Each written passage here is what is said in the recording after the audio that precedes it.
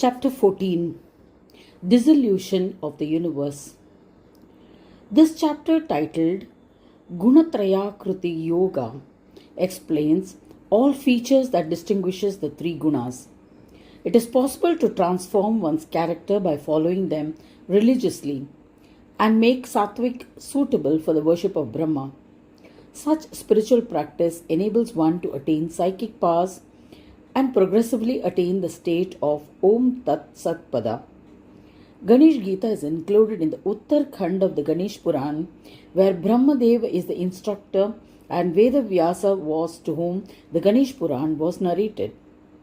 The same Ganesh Gita was instructed by Veda Vyasa to Sutta, who then took permission from Vyas and went to the forest to perform the yogic spiritual practice, after which he became a Poorna Yogi. Later, Sutta instructed the Ganesh Gita to Shaunaka and others. They too did the necessary spiritual practices and all of them became yogis. After the narration to Veda Vyasa, Brahmadeva concluded by saying Jai Gajanan and fell silent and remained calm. Veda Vyasa, who was listening to the narration of Ganesh Puran, took hold of Brahmadeva's feet, did namaskar and taking permission from him, went into the forest. There he did penance for 12 years. Thus the modern Vyasa, meaning the listener of Ganesh Puran, did yogic spiritual practice as per the instructions in the Ganesh Gita and became a yogi. Thereafter he had taste for only one thing, and that was Ganesha. Soon he became the king among devotees. He then instructed the Ganesh Puran and the Ganesh Gita to Bhrigu Prajapati.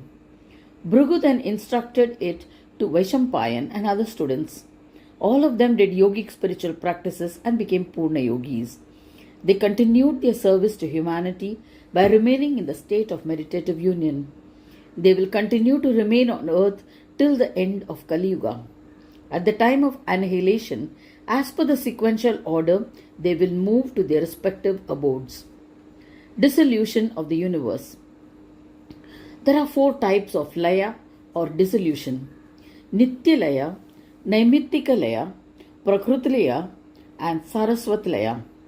Nithya Laya, being constituted of karma, is subject to change with time. The time is spread from moment to moment and gives all individuals various kinds of experiences. The stages of birth, childhood, youth, and old age, which everyone undergoes, are all experienced according to an individual's karmas by Kala Purush himself. It is just as after birth, childhood has to be experienced, and once that time is over, it is destroyed, and youth takes over, and thereafter old age.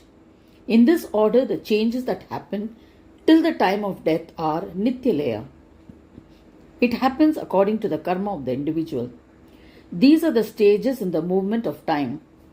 According to the predetermined karmas, with the passage of time, the individual takes birth.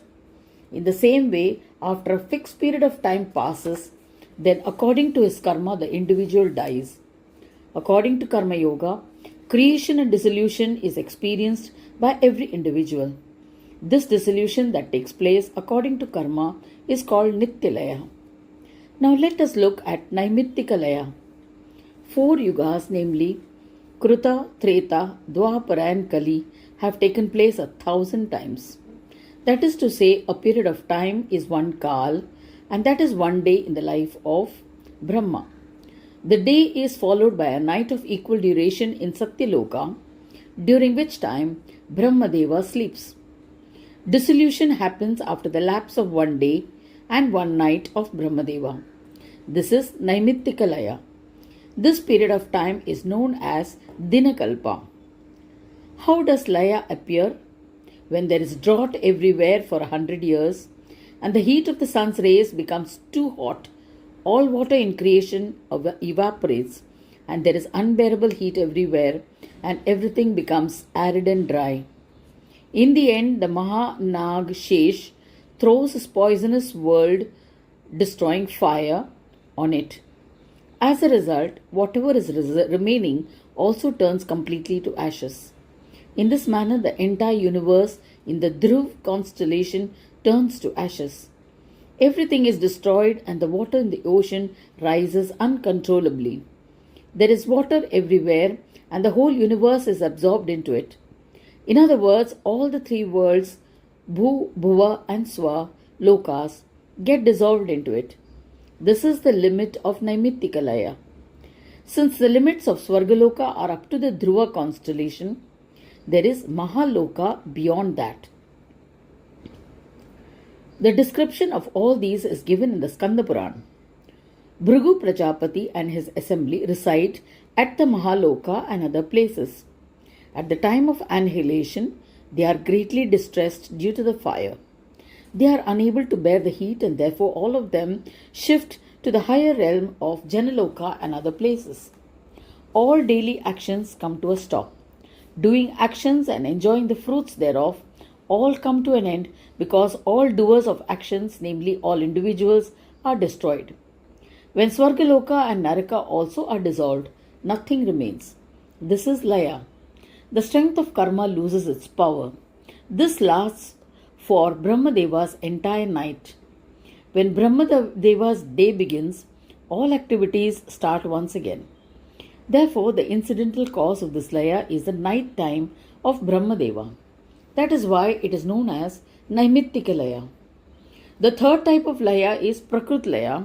The entire world is formed of the fourfold Prakriti. When all forms created from Prakriti gets collectively absorbed in the Purusha, the Laya is called Prakrut Laya. As stated above, the day of Brahmadeva is equal to his night. 30 such days and nights become 1 month. 12 months means 1 year and 100 years is the lifetime of Brahmadeva. After 100 years, the life of Brahmadeva ends. That period of time is called Brahmakalp. In the same way, the period of Shiva, Shakti and Surya also end. They are known as Vaishnavakalp, Shaivakalp, Shaktakalp and Saurakalp. All these kalpas are made up of the three gunas. Creation is made up of the 5 elements which get dissolved at this time. The dissolution of all of them, including the 36 elements and the 3 states, take place in the Turya Atma, which is of the consciousness nature. The body of the Turya Atma is of the nature of experience of the Atman only, which remains one whole.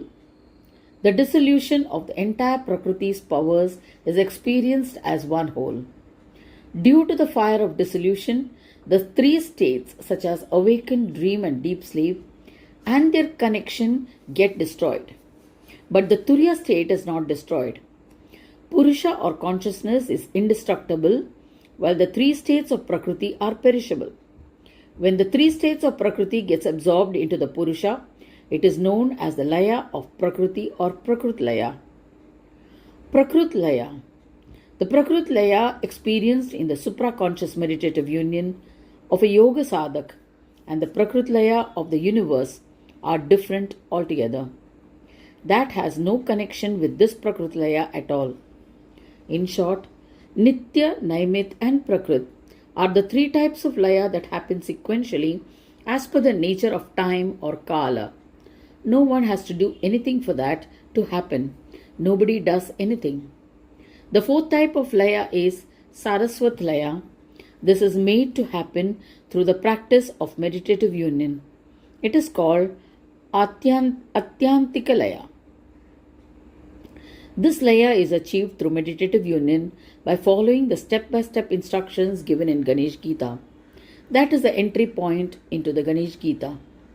The shloka in the first chapter of Ganesh Gita, which begins with Shive, Vishnu, etc., first describes the 5 types of Swasanyog, followed by Ayog, which ultimately leads to Poorna Shanti, which is the Poorna Yoga. This means that by giving up the tendencies of the mind, there is a state of calm in the mind and one experiences Brahma Bhut. It is the highest experience. Process of Saraswat Laya.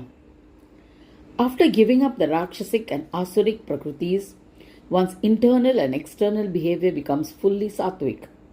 In the 7th chapter, there is a description of the worship of idol with attributes. Making it an instrument and following the procedure leads to purification of the mind, which then becomes free of addictions, and with the manifestation of the eye of wisdom, one has darshan everywhere in the form of an atom. It is the darshan of the Vishwarup of Jagrat Brahma.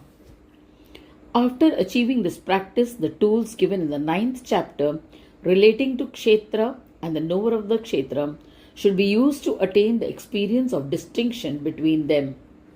This knowing makes the connection of Kshetra go away and one attains the knowledge of Kshetrajna. This enables the understanding of Bodha Brahma, which leads to the end of Tvam Pada, and one actualizes the Asipada. This is the Atman of Vishwarup, which is the Asipada of Jagrat Brahma. In the same way, step by step, one should actualize the Prana Brahma and others and fully attain the superconscious Yoga Siddhi. For this, one should study the 7th chapter and get the knowledge of what is perishable and what is imperishable and completely actualize Tattvam Asi, the 3 padas. This marks the beginning of supra-conscious meditative union. Study and practice of the instructions given in the 1st chapter enables the actualization of the Swata Uttan followed by Parata Uttan. After getting free of the Swata Parata Uttan, one attains the state of Swananda Brahma. When this spiritual practice becomes steady, the sadhak becomes a yogi with a steady mind. To be established in Swaswanand state, one should practice the beingness in the Brahma state, which is Karma Yoga, Jnana Yoga, Sama Yoga and Sahaja Yoga, the 4 types of yoga. Practice Karma Yoga as stated in the 2nd chapter, Jnana Yoga as stated in the 3rd chapter, Samana Yoga and Sahaja Yoga as given in the 4th chapter. After attaining these states, one attains the complete Swasamvedya Yoga. In the end, study and practice the instructions given in the 5th chapter and achieve the actualization of the experience of being in the Swananda Yoga state. Once again, after giving up the Swasamvedya meditative union, one should actualize the Ayoga. Then, for the attainment of Poorna Yoga, which is beyond union and restraint, take the support of the 6 shlokas given in the 1st chapter. This has to be achieved by following the instructions.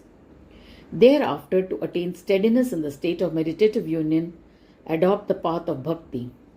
In order to attain what one wants, one should follow it. Thus, to attain that, study and practice the 9th and 10th chapters. By becoming one with Ganesha through devotion, one becomes a complete devotee. This is Saraswat Laya.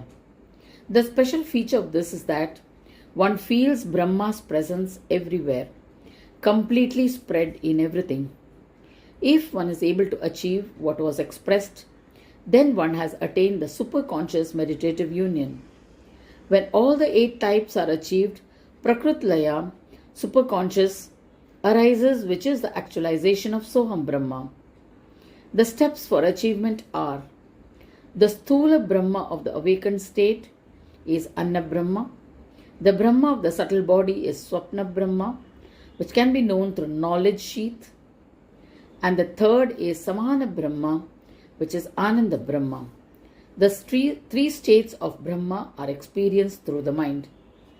Beyond this, when speech melts away, through those experiences get absorbed into the ego through the strength of eye of wisdom. After dissolution of the triad, the Turiya state comes to consciousness.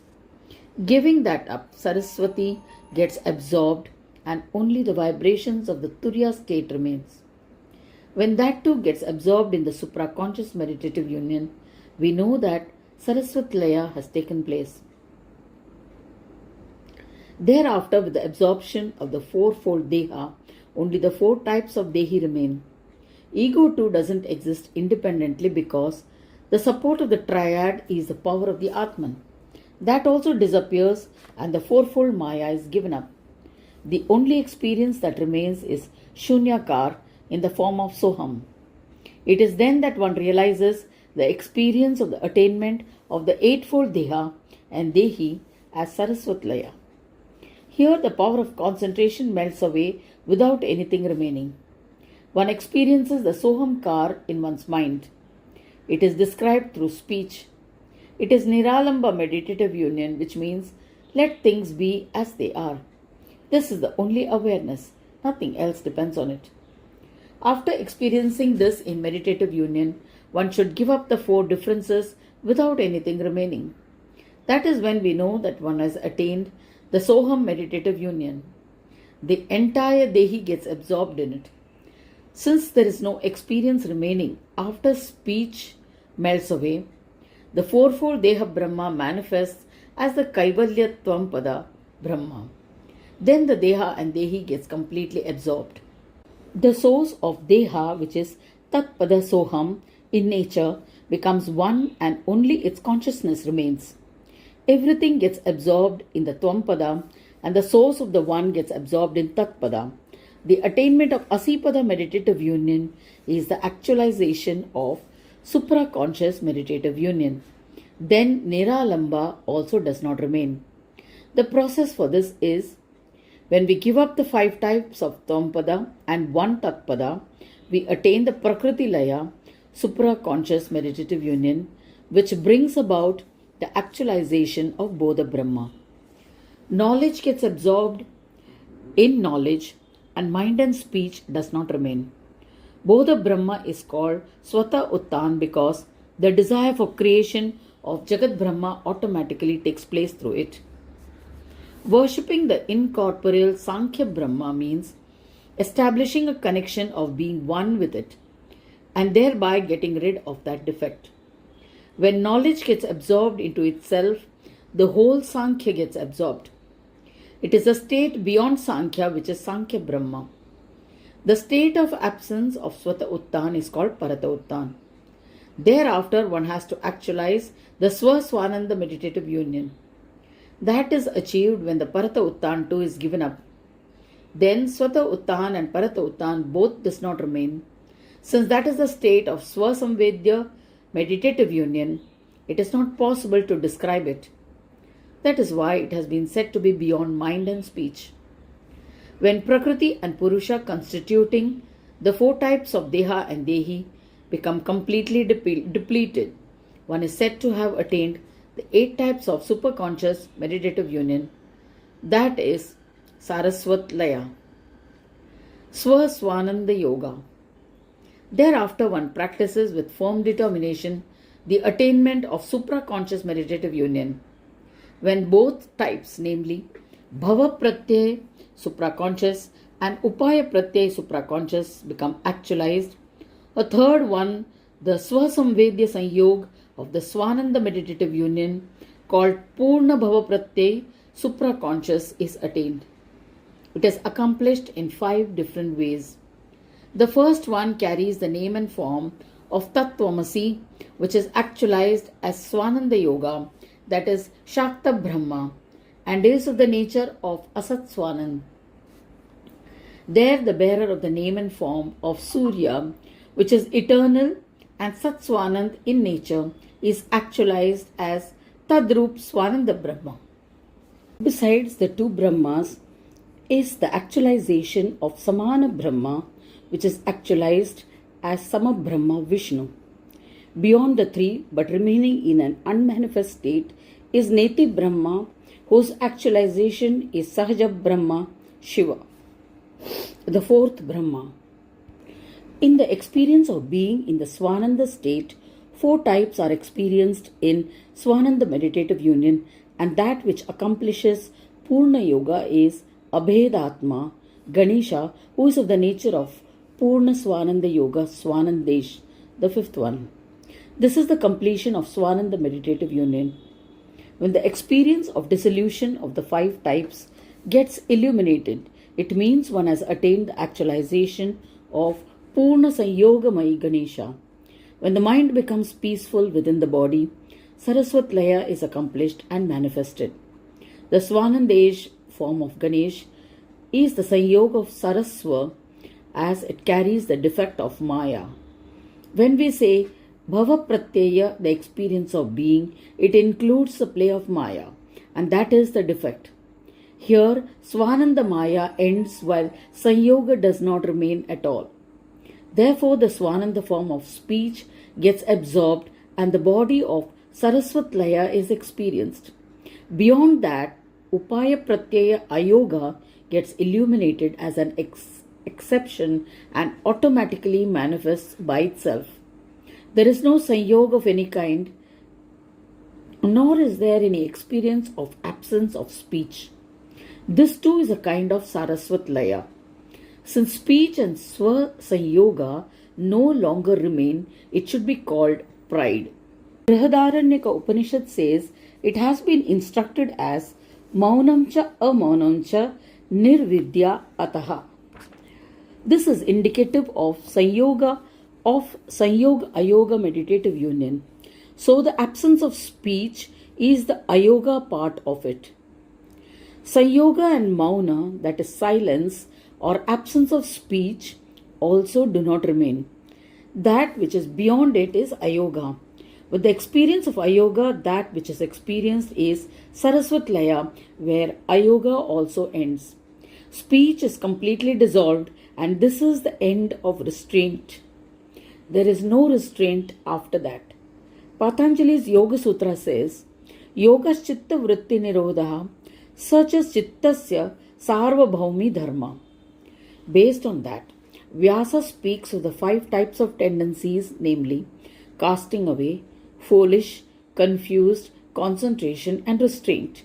And the restraint of all of them is yoga. These 5 tendencies are capable of restraint. But later, the restraint of the restraining tendency itself is achieved on the completion of supra-conscious meditative union. The final state of supra-conscious meditative union is the yoga of enlightened peace. In Saraswat Laya, a doubt arises as to how at some places the presence of mind and speech are known.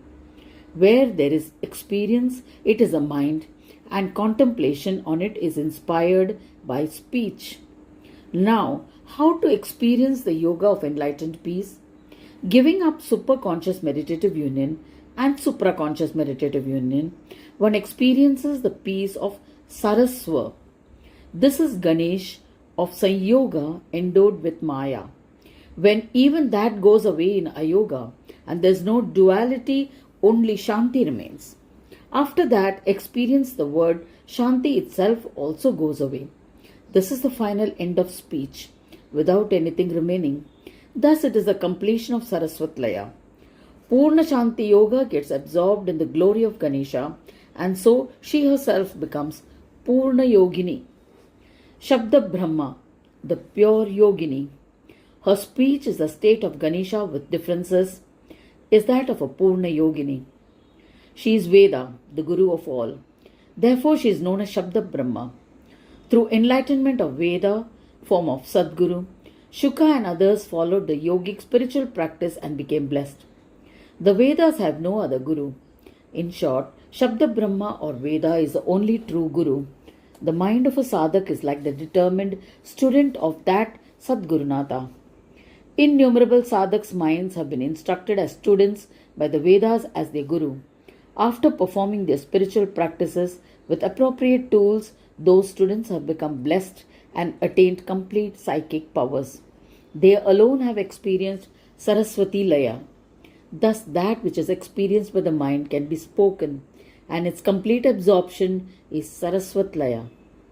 Superconscious, supraconscious, and Poorna Shanti Yoga are all tools for the understanding of the student. In reality, the Akshar form of speech also doesn't last or exist separately.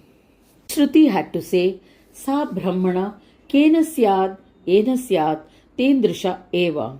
Saraswat Laya is the final Laya that has been spoken of, and it is experienced after superconscious and supraconscious spiritual practices. As per the laws of nature and Kala, the 3 Layas that always happen are Nithya, Naimitika, and Prakrut Layas. Everything gets destroyed in them, but as per the Supreme Being's resolve, that which is destroyed gets converted into its seed form and remains there. Therefore, after a period, creation manifests again. But in Saraswat Laya, the original seed too gets absorbed. So all that is absorbed into the Saraswat Laya does not manifest again. For example, both camphor and flame look separate while burning, but once burnt, both are get destroyed and nothing remains. In the same way, due to Saraswat Laya, the yoga and yogi both do not remain. Then who will speak to whom, and what will be said?